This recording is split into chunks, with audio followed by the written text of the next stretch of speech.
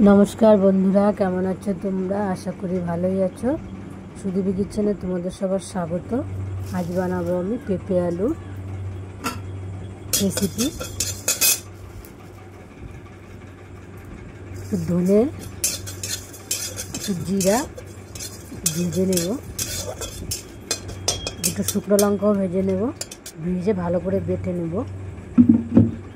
পেঁপে টেপে তো কেটে ভালো করে ধুয়ে পরিষ্কার করে দিয়েছি।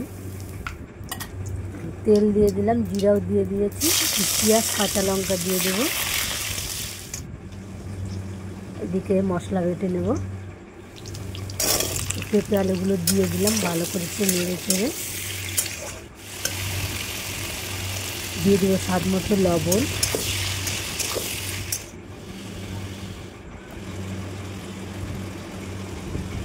মশলাটা বাটা হয়ে গিয়েছে, নামিয়ে নেব। পাটাটা একটু ধুয়ে নিলাম,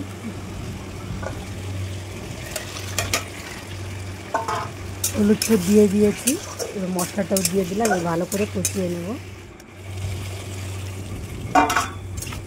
থালা দিয়ে একটু জলও দিয়ে দিলাম, একটু ভালো করে নেড়ে চেড়ে টমেটো দিয়ে ঢেকে দিলাম।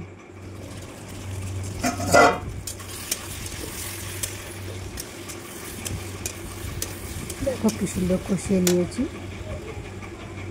এদিকে একটু ডালও করে নিয়েছিলাম, ঢেঁড়স আলু সর্ষে বাটে একটু মাখা মাখা করে বানিয়ে নিয়েছি। দেখো এদিকে পেঁপে আলু ভালো করে কষানো হয়ে গিয়েছে।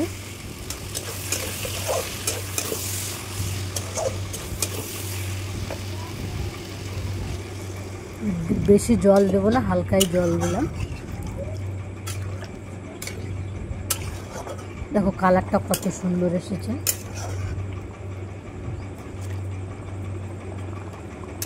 খুব সুন্দর গলেও গিয়েছে আলু পেঁপেগুলো।